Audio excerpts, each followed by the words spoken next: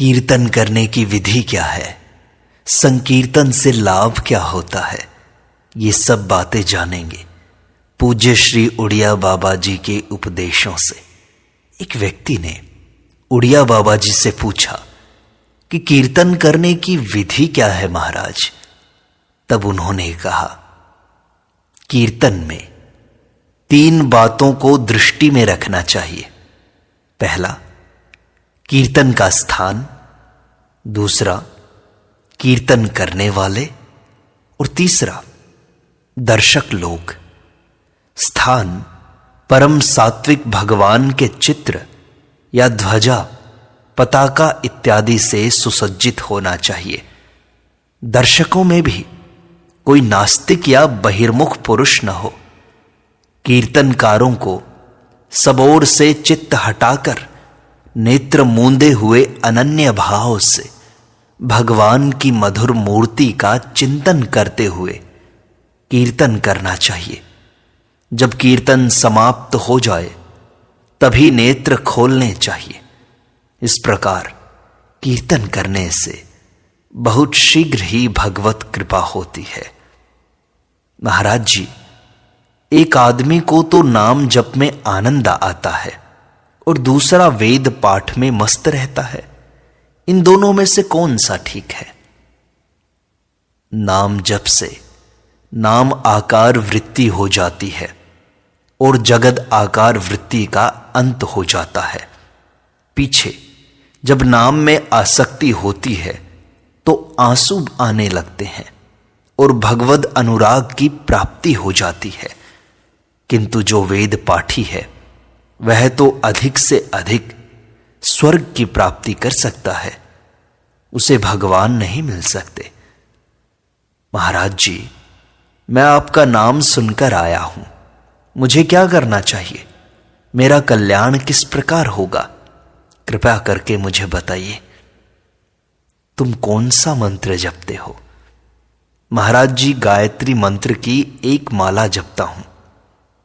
अरे, 1 माला गायत्री से क्या होगा? कम से कम 11 माला नित्य जपो तो कुछ चमत्कार हो सकता है। महाराज, मैं ब्राह्मण हूं और एक व्यक्ति के यहां रसोई बनाता हूं। गरीब आदमी हूं, मुझे इतना समय नहीं मिलता जो 11 माला जप सकूं। अच्छा, तुम गायत्री की तो 1 ही माला जपते रहो, किंतु इसके सिवा और सब समय काम काज करते हुए ही राधे श्याम जपा करो। इस प्रकार निरंतर नाम जप करने से बड़ा लाभ होता है।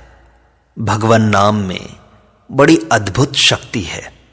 इसका निरंतर जप करने से भगवान के दर्शन भी हो सकते हैं। जब तक किसी चीज का लोभ नहीं होता तब तक उसे पाने और सुरक्षित करने की धुन सवार नहीं होती। इसी से जब तक हमारा नाम में लोभ नहीं होता तब तक नाम जप में प्रीति होना भी कठिन है। नाम का लोभ होने पर तो स्वतः ही हर समय जप होने लगेगा। फिर तो 1 मिनट भी व्यर्थ बात करना बुरा जान पड़ेगा। जिस प्रकार धन के लोभी को 5 मिनट भी अपने व्यापार को छोड़ना कठिन हो जाता है, उसी प्रकार भगवान नाम का लोभी 5 मिनट भी व्यर्थ बात नहीं कर सकता। जप सबसे कठिन चीज है। मैं तो ज्ञान और ध्यान से भी जप को कठिन समझता हूं। लोग ज्ञान की बातें तो रात दिन कर सकते हैं, परंतु उन्हें जप करना कठिन है। सब प्रकार की बातें छोड़कर निरंतर एक ही मंत्र को जपते रहना साधारण बात नहीं है। जप में बड़ी विलक्षण शक्ति होती है। नाम मंत्र से भी बड़ा है, क्योंकि मंत्र जप में विधि का बंधन है, जबकि नाम जप में विधि विधान की कोई आवश्यकता नहीं। जैसे कि गोस्वामी तुलसीदास जी कहते हैं, नाम लेत भव सिंधु सुखाही, करे विचार देखूं मन माही। नाम की यह महिमा कोई कल्पना नहीं, सर्वथा सत्य है।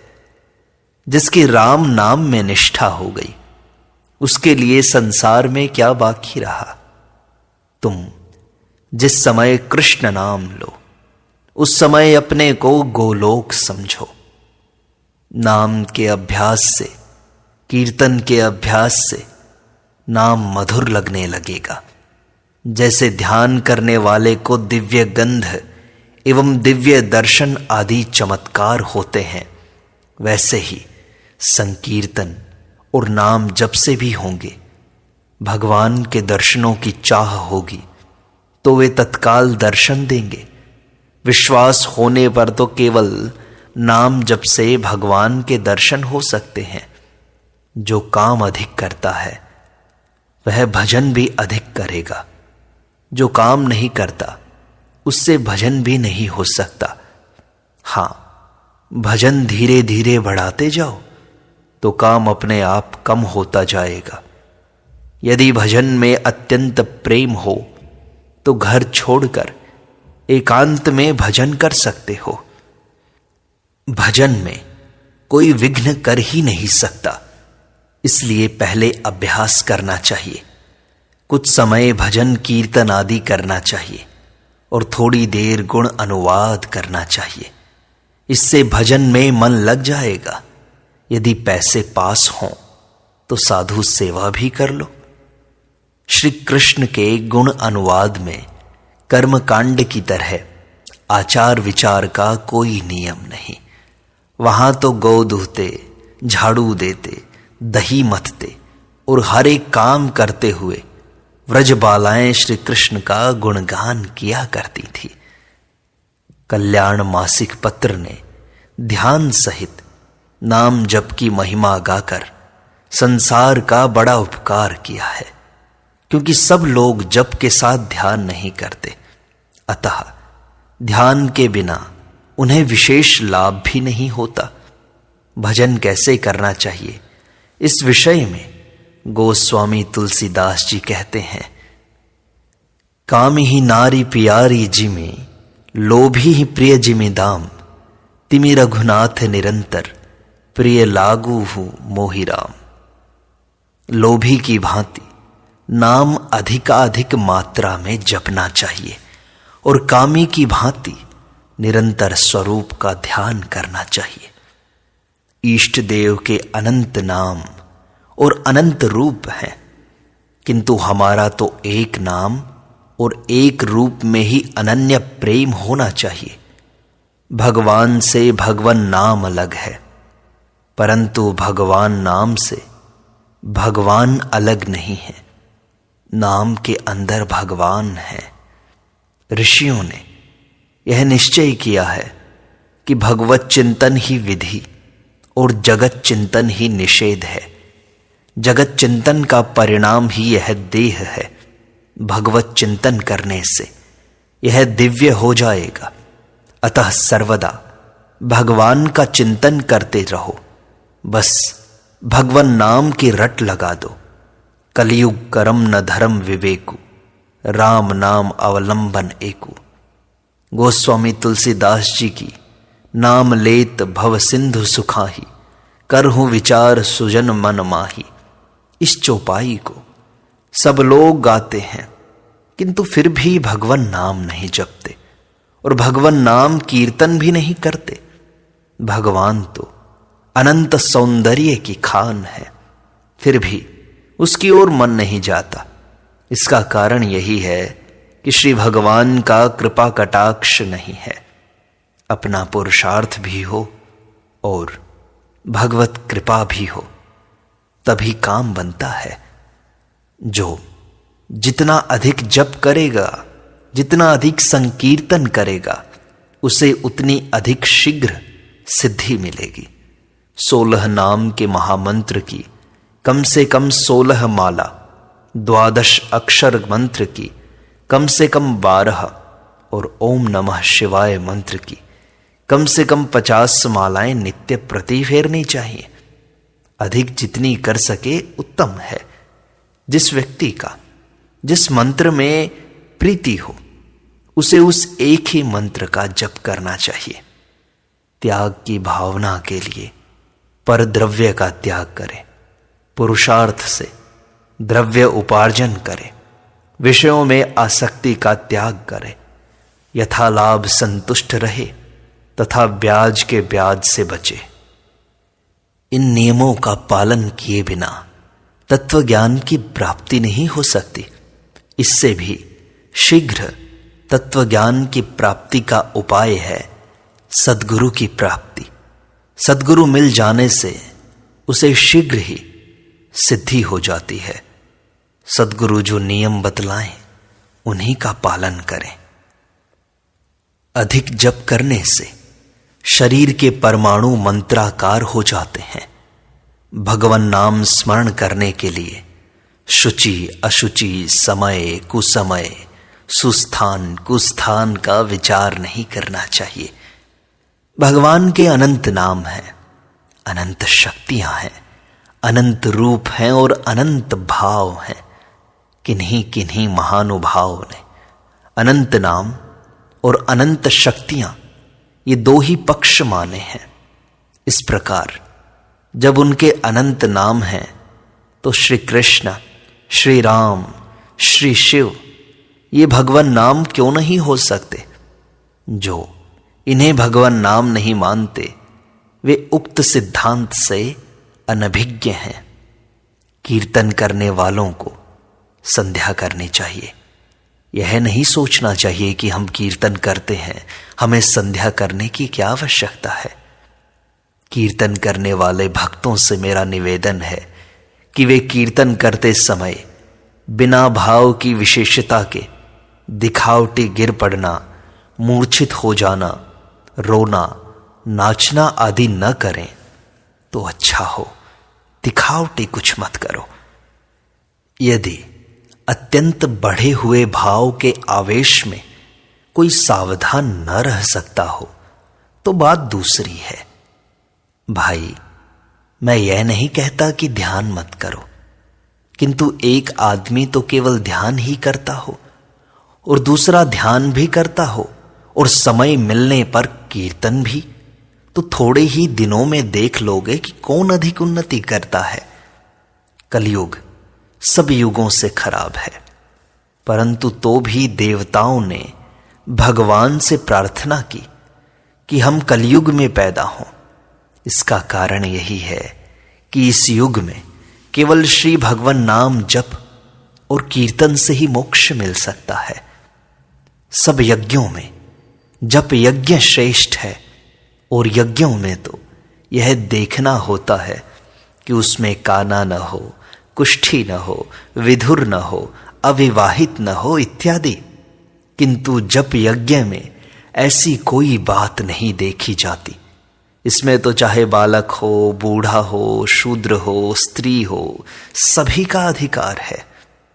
मैं अपने अनुभव से कह सकता हूं कि आजकल भगवान नाम जप और जितेंद्रियता ही सब कुछ है। तत्वज्ञान कलयुगी जीवों की समझ में नहीं आ सकता। तत्वज्ञान तो पवित्र हृदय वालों को ही होता है, और हृदय तब पवित्र होता है जब सब प्रकार की पवित्रताओं का पालन किया जाए। सबसे कठिन चीज क्या है? जप। और बुद्धि को पवित्र करने वाली चीज क्या है? जप। जप यदि एक आसन से किया जाए तो बहुत अच्छा है। जिस दिन हमारी नाम में आसक्ति हो जाएगी उसी दिन भक्ति महारानी आ जाएंगी। भगवान नाम कीर्तन से ही उद्धार हो सकता है। देखो जी ऐसो राम नाम रस खान, मूरख या को मरम न जाने, पीवे चतुर सुजान। जिनकी विचार में रुचि नहीं है और जो भगवत गुणगान वाद में ही मस्त हैं, वे ही उत्तम हैं। पाप कर्मों को ध्वंस करने के लिए भी जप करने की आवश्यकता है। इसी से ज्ञान वैराग्य युक्त भक्ति की प्राप्ति होगी। इसको भी अनिर्विण्ण चित्त से करना चाहिए। देहनाश पर्यंत इसे तत्परता से करते रहना चाहिए। पुनः पुनः चिंतन करने को ही अभ्यास कहते हैं और यही पुरुषार्थ है। ईश्वर चिंतन में आनंद आए अथवा न आए, उसे तो प्रतिज्ञा पूर्वक करते ही रहना चाहिए। मन भागता रहे तो भी कोई चिंता नहीं, किंतु नियम पूर्वक चिंतन की प्रतिज्ञा करनी ही चाहिए। भगवान उसी पर दया करते हैं जो उनका चिंतन करता है। जिस प्रकार से भगवान में मन लगे वही करना चाहिए। जप में मन कम लगे तो कीर्तन करें या स्तोत्र पाठ अथवा स्तुतिपरक पदों का गान करें।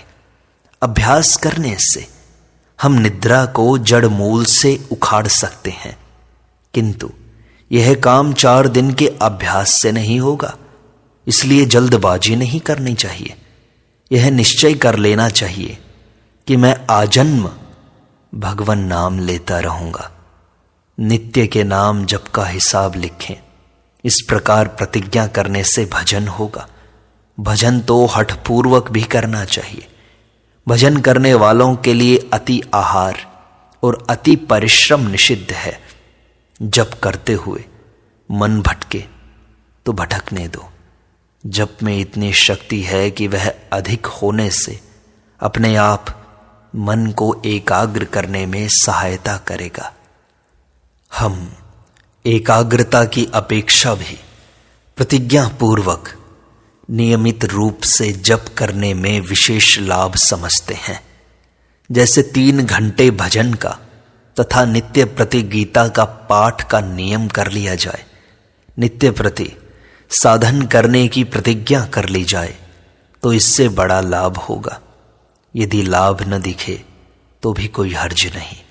इस जन्म में नहीं तो अगले जन्म में लाभ तो दिखेगा। किया हुआ व्यर्थ नहीं जाता। कभी न कभी तो आनंद आएगा ही। एक बार एक मुसलमान ने मेरे पास आकर पूछा कि हमारा उद्धार कैसे हो सकता है। मैंने कहा, अल्लाह अल्लाह रटा करो। अल्लाह अल्लाह रटने से तुम्हारा अंतःकरण शुद्ध हो जाएगा और हिंसा आदि बुरे कर्म छूट जाएंगे, क्योंकि यह भी एक प्रकार का कीर्तन ही है। माला भगवत स्वरूप है। जिस माला से हम जप करते हैं उसमें एक प्रकार की शक्ति पैदा हो जाती है। अतः माला को जल्दी जल्दी नहीं बदलना चाहिए। कीर्तन से एकाग्रता उत्पन्न होती है। शब्द में रूप के समान ही आकर्षण शक्ति है। इसलिए प्रभु श्री कृष्ण ने वंशी और रूप दोनों ही से सबको वश में किया था। मिलकर कीर्तन करने से तुमुल ध्वनि होती है। दूसरी बात यह है कि कीर्तन करने वालों में यदि एक का भी चित्त सत्वगुणमय होगा तो सभी के चित्तों में सत्वगुण का आविर्भाव हो जाएगा। इस प्रकार पहले कीर्तन द्वारा चित्त की एकाग्रता लाभ कर लेने पर प्रभु का ध्यान होगा। भगवान और भगवान के नाम में कोई भेद नहीं। जब तक पाप रहेगा तब तक श्री कृष्ण नाम में प्रेम नहीं हो सकेगा। जब पास बैठने से ही दूसरे व्यक्ति की जप में प्रवृत्ति होने लगे तब समझो कि जापक का नाम जप सिद्ध हुआ। जप किए बिना न रहा जाए। यहां तक कि जप पूरा न होने पर खाना पीना भी अच्छा न लगे तब समझो कि जप सिद्ध हुआ। इसी को जप निष्ठा कहते हैं। पाठ आदि अन्य साधनों से तो मनोरंजन भी नहीं होता, ये प्रवृत्ति की ओर ले जाते हैं। किंतु जप निवृत्ति मार्ग है और भगवान की ओर ले जाता है। वास्तव में जप ही सबसे मुख्य है, किंतु उसमें मन कठिनता से लगता है। भगवान के स्वरूप में तो प्रेम हो सकता है, परंतु नाम में प्रेम होना कठिन है। जिसने बहुत समय तक सेवा की हो उसे ही नाम में प्रेम हो सकता है।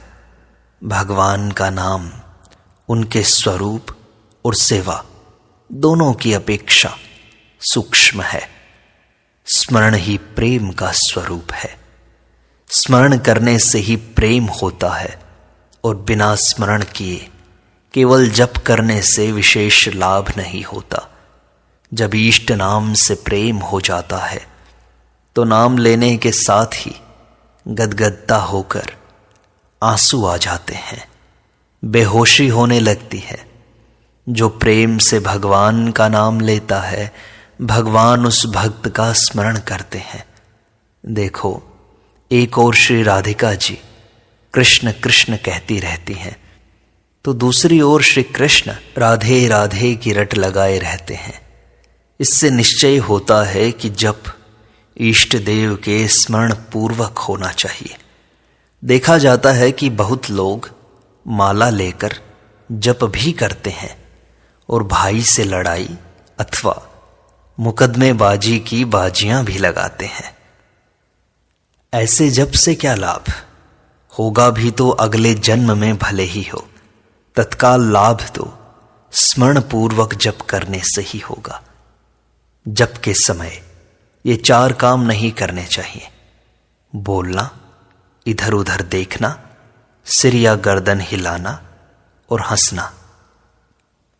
भगवान के मंगलमय नाम उच्चारण करने से करोड़ों जन्मों के पाप नष्ट हो जाते हैं। ऐसे विद्वानों ने निश्चय किया है। भगवान, उत्तम श्लोक, पवित्र कीर्ति का नाम जान कर लिया जाए अथवा बिना जाने, वह पापों का नाश करता ही है। ज्ञानी या भक्त से कोई अपराध बन जाए तो उसे शास्त्रोक्त प्रायश्चित की आवश्यकता नहीं है। वह केवल जप से ही दूर होगा, कीर्तन से ही दूर हो जाएगा। बस कीर्तन ही, जप ही उसका प्रायश्चित है।